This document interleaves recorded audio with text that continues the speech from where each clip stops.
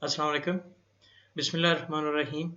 Now we are going to discuss another module in the line of renewable energy resources, that is wind energy. And we perceive that wind energy is the generation of electricity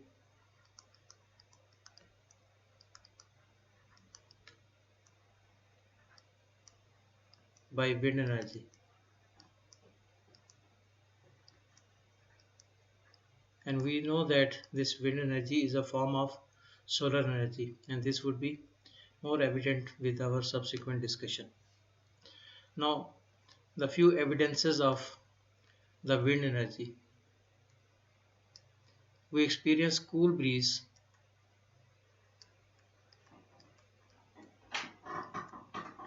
during morning hours, then the kite flying, some force is there to cause the kite to fly, then drying of clothes. If we have put our clothes in the open, now we can see that how at much faster rate these are going to dry if these clothes are put in the contained environment or in closed environment. Then sailing of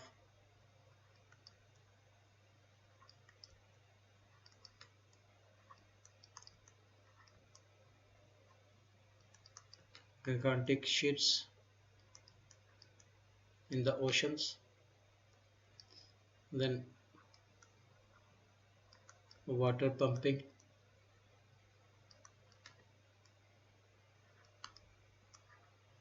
for irrigation,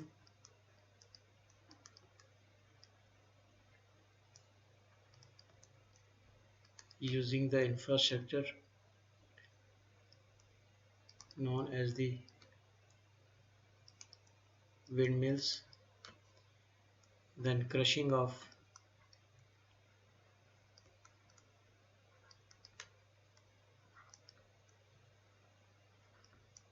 sugarcane,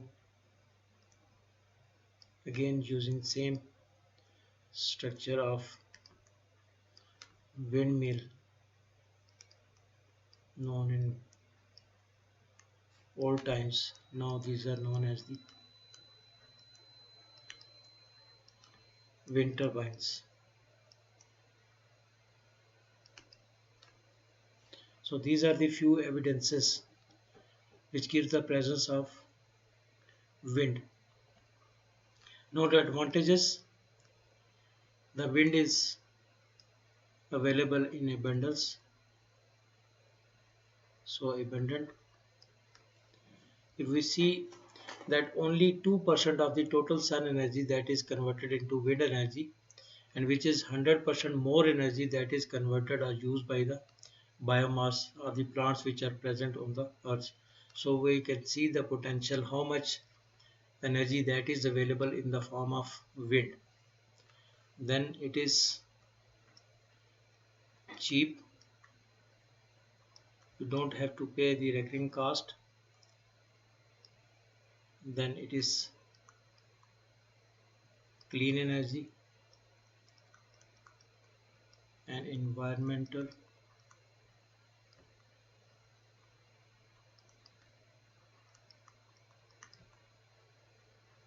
friendly, causing no pollution. However, one of the limitations, that is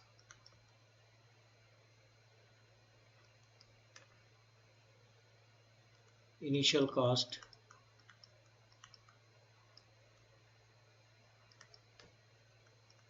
is very high.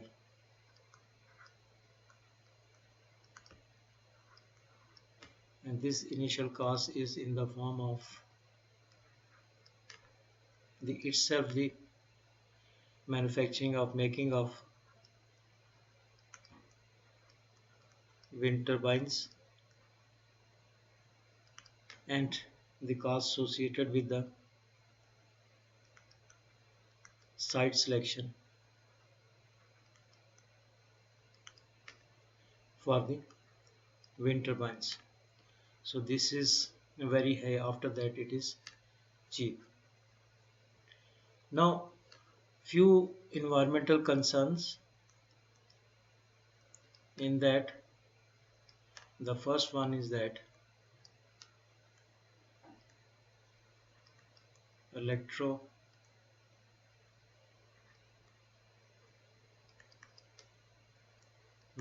interference. It disrupts the frequencies of TV and radio waves. So this causes the disruption, that is electromagnetic interference. Then is the noise, which produces noise because of the component that is rotated itself of the wind turbine, the drive chain and the generator that is part of wind turbine. Then is the visual impact,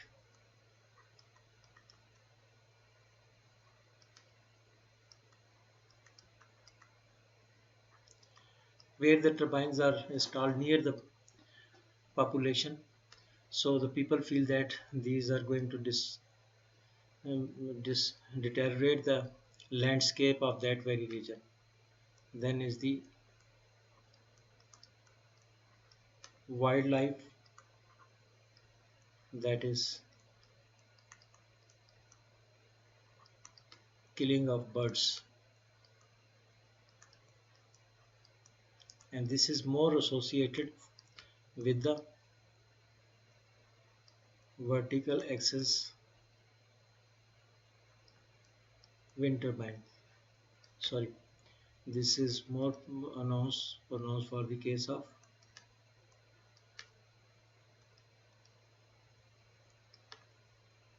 horizontal axis wind turbines, which we are going to discuss soon. Now, wind drivers above the earth's surface, between this greenhouse where the atmosphere that is present, this is known as the geostrophic winds, and here the temperature differences and pressure differences, this causes the wind that to blow the air that is moving. So we will look one by one. The first one, that is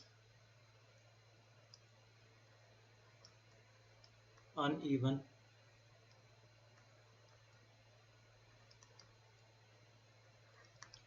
heating of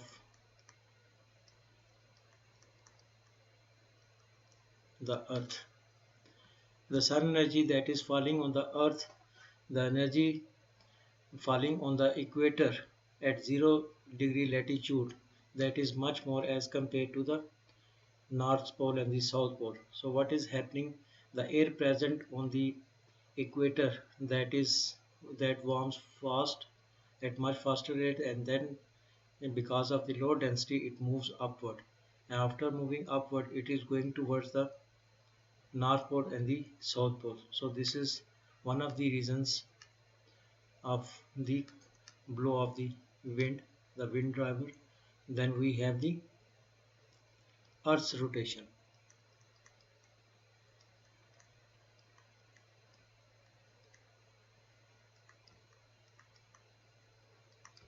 And this also known as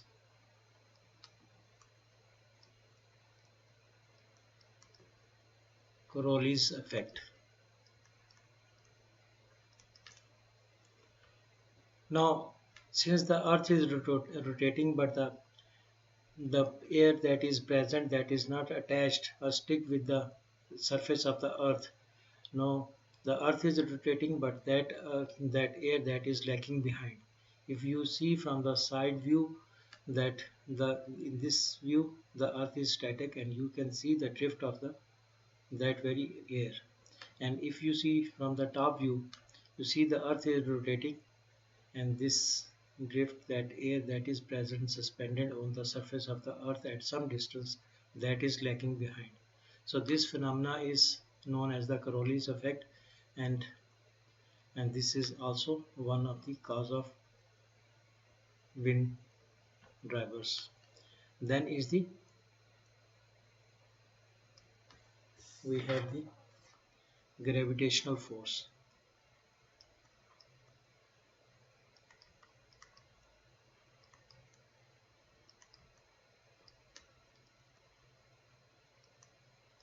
Now the air and the particles that is present in the air have some mass, and because of that mass, that air that is tend to move towards the inside of the earth. So that is the gravitational force. This is one of the cause of wind driver.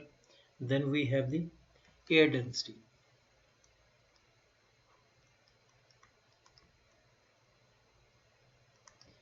By virtue of the air density that is going to vary on location to location, at sea level we have the air density of 1.2 to 5 kg per meter cube at 20 degrees Celsius and dry air. And where we are going to install these turbines, so we have to note that air density, because this is going to matter as far as the wind move is concerned.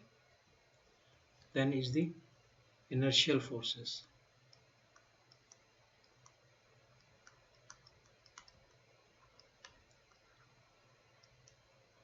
As we know that the earth is moving around its fixed orbit around the sun, so because of the attraction of the sun there are some inertial forces, so that is also causing the force. Then we have the weather phenomena.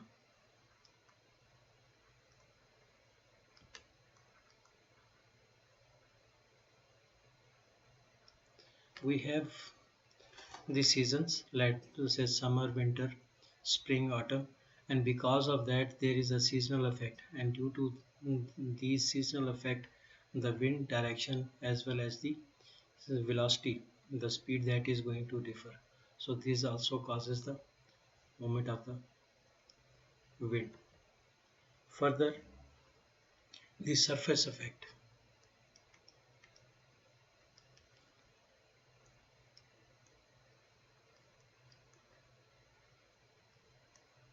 Surface effects. In that, the first one is the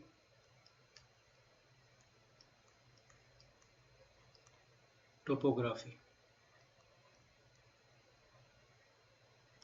The terrain or the landscape of that very location which is under consideration. So this is going to affect as far as the wind movement is concerned. Then the mountain effect. In mountains during daytime, since the mosses that gets warm earlier, the wind that warms up and it moves towards upward sides, and during night hours it tends to move towards the downward. Then we have the tunnel effect. If we have two mountains and in between there is a passage available, so the wind that is coming after striking these mountains, and it tend to pass through this open channel. So this is a tunnel effect. So the velocity or the speed of the wind that is going to be very high. So in these channels we try to avoid, we don't install any of the turbine because it is going to destroy the structure. So this is not only specific for the hills. Maybe you have two tall buildings, in between there is going to be very high speed of the wind. Then we have the hill effect. This is the same. The wind is coming after striking the hill, it tends to move towards the upside, and from here it is going to pass. So at this place, the hilltop, the wind velocity is going to be very high. So again we avoid for selection of this side, because at very high speed of the wind, these structures, the wind turbines, these are going to be destroyed. Now the surface roughness.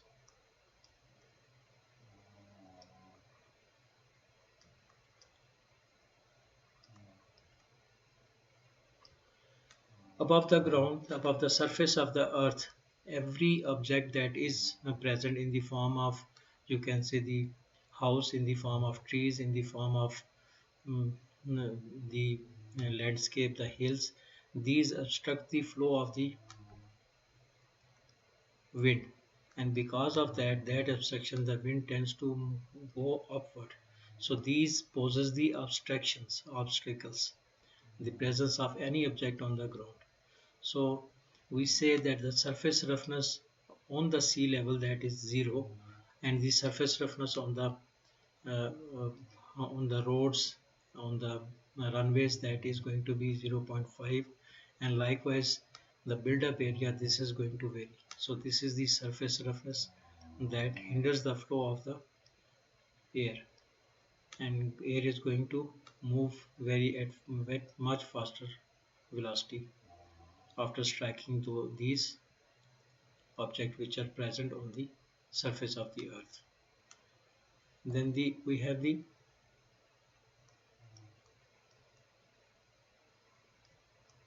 land sea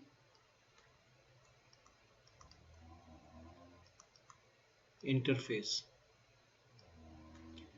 During morning or during daytime, as the land masses, these are warm at very much faster rate. So the air present on the earth, that is warm first, and it tends to move toward the seaside. And during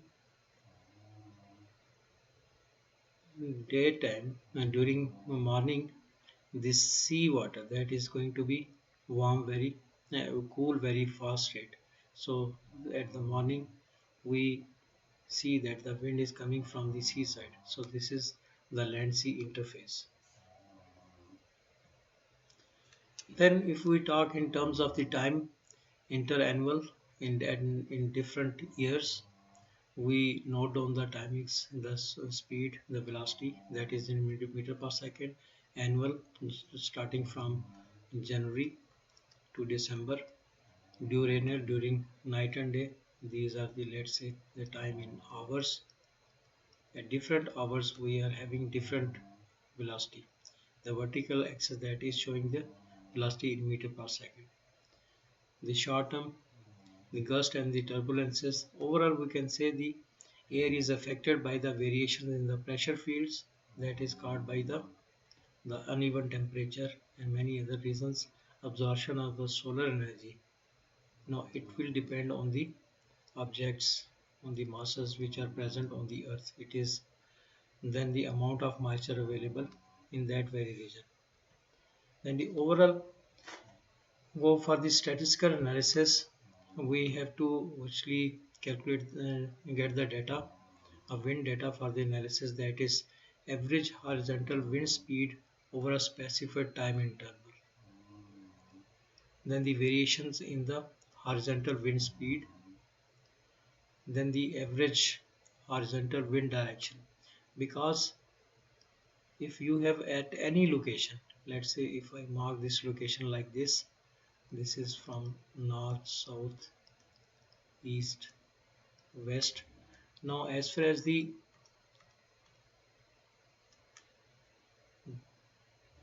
this is going to indicate the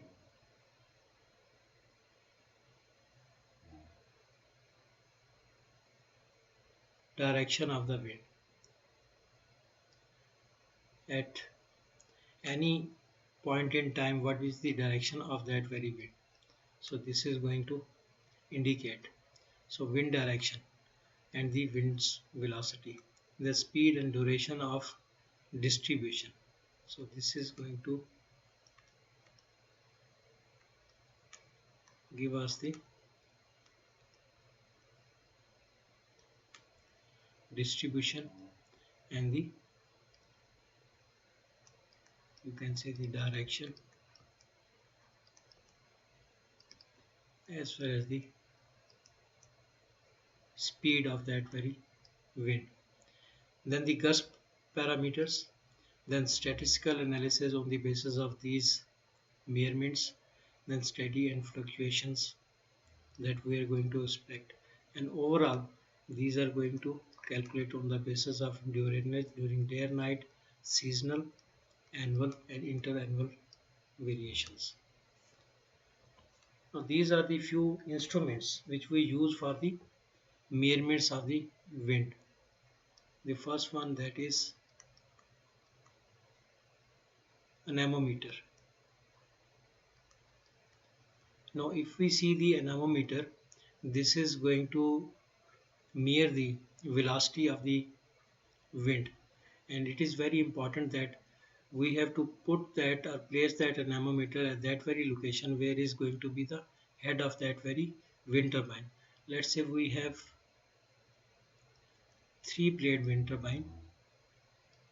This is 3-blade wind turbine, and roughly as a thumb rule, this height of the turbine should be 3 times of the radius of that very rotor, or you can say the radius of the blade.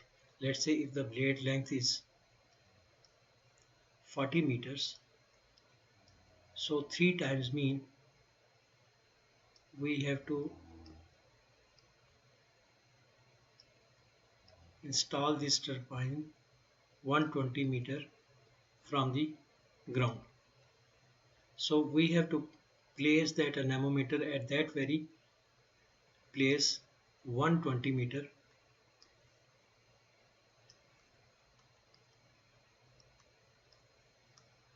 from the ground. Then we use wind vanes. Wind vanes are used for the direction, as we have discussed earlier, that at any time the direction of the wind that is changing. This you may have also seen on the airports. So this is going to give us the information of the direction of the wind, all the time the direction that is changing. So this is very essential that again these windmills are installed at that very location, at the hub of the turbine. Then we use thermometer.